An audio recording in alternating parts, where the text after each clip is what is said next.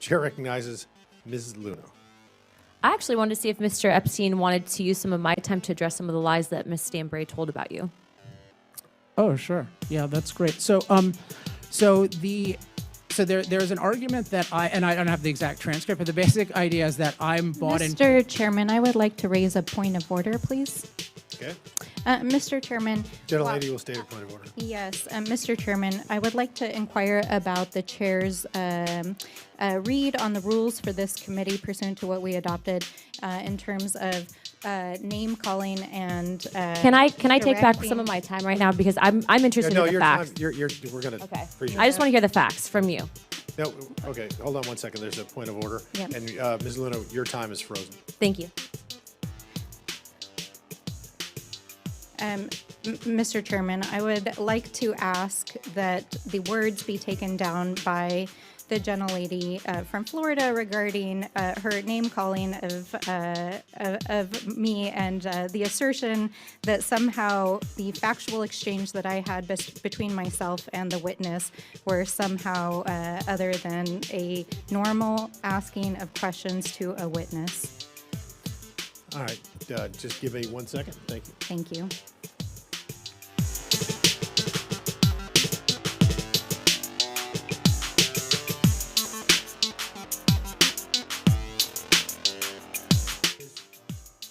So what I want to do is real quickly read our rules of witness decorum. And I would remind them that this is a violation of the rules of the House of Representatives to engage in personalities regarding the president or make statements that are personally offensive to him, that the rules govern members in debate and also applies to us as witnesses deliver their testimony. And so what I would ask is if Ms. Luna could perhaps rephrase to say maybe some untruths that were spoken. I think that would be fair and part of decorum, because we're going to disagree all day long on certain topics as the two parties, and sometimes we do agree, and then many times we don't. And so perhaps just rephrasing the question would satisfy everyone. And Ms. Luna, you're recognized for your full 5 minutes. Mr. Epstein, would you please correct some of the mistruths spoken about you? I would like to hear your perspective on what is factually accurate. Sure. So there are two things that Representative Stansbury brought up. So one I think I addressed very clearly this idea of any kind of racism, and she attributed this as almost an exact quote, me talking about the racial superiority of Western culture, and I clarified probably 5 times that Western culture has nothing to do with race, and it's about ideas, particularly individualism, freedom, and reason. So it didn't seem very honest to me to portray me as saying racial superiority. It seemed like another attempt to discredit me, and I think there's an inability to actually refute any of my arguments, and I think the same thing is true with the attack that I'm somehow representing and paid for by the fossil fuel industry. First of all, if I were, which I'm not, we need representatives of the fossil fuel industry here because they have expertise on this issue, which is about oil. So that's one thing, but it's just factually false. So I came to all of my ideas independently, and I said, once I came to the conclusion that fossil fuels are good, of course I proudly tried to advise fossil fuel companies, including coal companies, how to tell their story better. But to use my expertise and my convictions and to claim that I am dishonest and should not be listened to when I made a compelling case, I didn't think that was appropriate. Mr. Epstein, I just wanted to ask you real quick, is China somehow protected by an invisible shield that prevents their carbon emissions from escaping? No.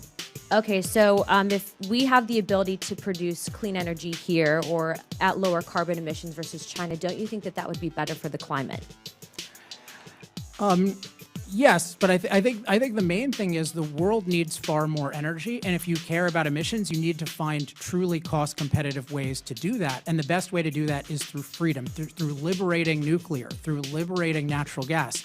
And unfortunately, this administration is focused on limiting the freedom of certain industries, namely fossil fuels, including natural gas, and then imposing extremely expensive things that the market won't choose on its own, which is the whole IRA, which is just a total subsidy fest that does nothing to make alternatives truly cost competitive. I agree with you. I think from a perspective on also national security, to say that somehow the United States is going to go to completely electrical grid would actually pose a massive threat to us. Yes. Because if you have a hacker, they could shut down an entire first world country, and obviously that's something that we don't want.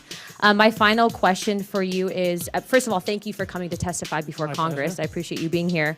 But with everything that we just heard, I mean, what is the best way that we as a country can really prevent China from essentially owning us? Because as you had stated earlier, the Paris Climate Accord, I mean, us even engaging in that is hindering us while they're polluting and destroying our planet. And I hear a lot about climate change, but few people of action that are willing to actually address that. Could I just comment on the grid, which you also mentioned? Yes, of course. Because you mentioned the security threat of the grid and it's vulnerable to these kinds of attacks. I think the number one thing that it's vulnerable to is we are catastrophically reducing the supply of reliable electricity and then catastrophically increasing the demand for reliable electricity. And so California, where I live, is a perfect example. We've attacked fossil fuels, we've attacked nuclear, so we have less reliable electricity, and then we're trying to mandate electric everything. And this is why, as I mentioned, Newsom had this announcement, no more internal combustion engine vehicles, and then 5 days later he had to say, don't charge your EV. And we have signs all over the place saying, don't use your electricity. We only have 3% penetration of EVs. So we're talking about this catastrophic, unthinking increase of EVs.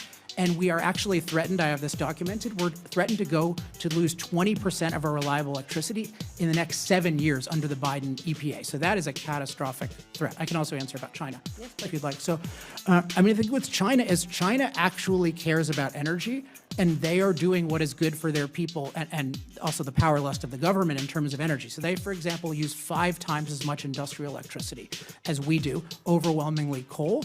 And the only way for us to be secure and outcompete them is to have a very aggressive energy freedom policy. And that includes, one, is liberating domestic development from things like NEPA, which unfortunately this administration has done nothing to do, and in fact reversed the good Trump administration things on NEPA. We need to end preferences for unreliable electricity and actually have all forms of electricity compete so we can actually have a stable grid.